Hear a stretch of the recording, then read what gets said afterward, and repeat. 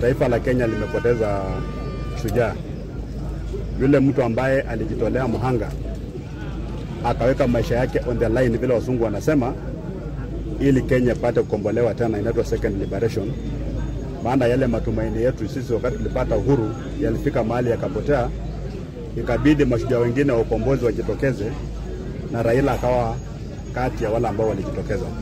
Tukapata hiyo freedom ya kukaa pamoja na kuongea. Wakati huo, wakati wa Mzee Moi, mambo yalikuwa magumu sana. Baadaye pia Raila akapigania katiba mpya, katiba ya Kenya 2010.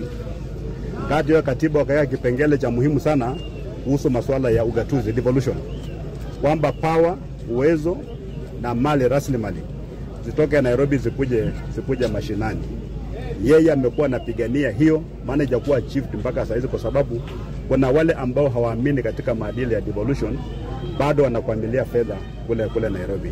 Lakini kama kuna jambo ambalo tutakumbuka Raila, mambo ya katiba, ni mambo ya kuleta ugatuzi, na mpaka sasa alikuwa anasema fedha nyingi zikuje mashinani, fedha za kuunda barabara zikuje mashinani.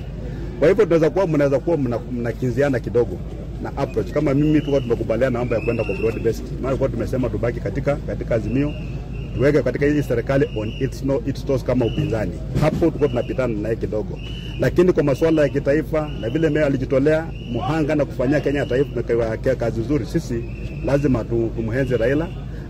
Ametujenga. Mimi nikikuja kwa siasa, yeye alikuja kanishika mkono, na wale watu ambao walikuwa wanasimama kwa chama cha ODM kule Trans Nzoia, wote aliwaambia, mara moja sio mara tatu, hata alikasirika akasema anaweza kupiga mtu. Mbona wanajaribu kunipinga? Na mimi nikakuwa na njia rahisi sana ya kukua gavana. Amekuwa role model mzuri sana. Hata mkiona tunaongea bila uoga, tunajua kwamba unaweza kuongea bila uoga, hata wanaweza kukufinya, lakini kama unafanya kazi ya Mungu, hiyo haitakuua. Utatoka mpaka umalize kazi ya Mungu, vile Raila amefanya kazi ya Mungu. Kwa hivyo tunashukuru na tunaomba kwamba tukue na mazishi ambayo itakuwa ya amani, si ndio? Watu wasizozane, watu wasipigane. So far so good. Ile emotions ambao Kenya wameonyesha just never been seen. Hata wakati Kenyatta alizikwa, Moi akizikwa, Kibaki akizikwa, hata wakati Omolo alizikwa, hatujaona zile emotions. Maana Raila alikuwa ni mtu ambaye alikuwa in touch na wananchi. Kila mtu ana feel personal loss.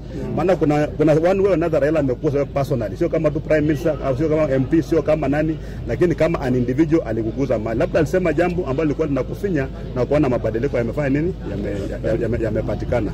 So tulie Raila, na tulie Raila kwa njia ambayo ni nzuri, bila mambo ya fujo. Wala ambao wanaona watakuwa mayatima ya siasa, tafadhali watu wasilie. Maana Raila pia amewacha nyuma. Ametumenta sisi, tunakuja, tunatembea kwa miguu zake. Will not go wrong. Wala ambao pia wanakuwa uoga sana, pia hiyo uoga wafanye nini? Waeke chini. Maana uoga haiwezi kusaidia. Maana anaogopa nini? Toka nje. Ukikuwa muoga, watu wengine wataumia. Kama Mwenyezi Mungu amekupatia nafasi vile alipatia Raila, aliitumia vizuri. Ndiposa tunalia. Kuna wenzake pia ambao wazaliwa na Raila, wamekuwa na Raila, lakini hakuna mtu ambaye atawakumbuka kwa sababu hii mambo ya uoga. Unajua kitu ni kibaya na unanyamaza ukisema. Taifa la Kenya leo kwa mikono mizuri, tupewe time ya kumuone Raila, alafu tukijipanga bila taifa la Kenya litaendelea.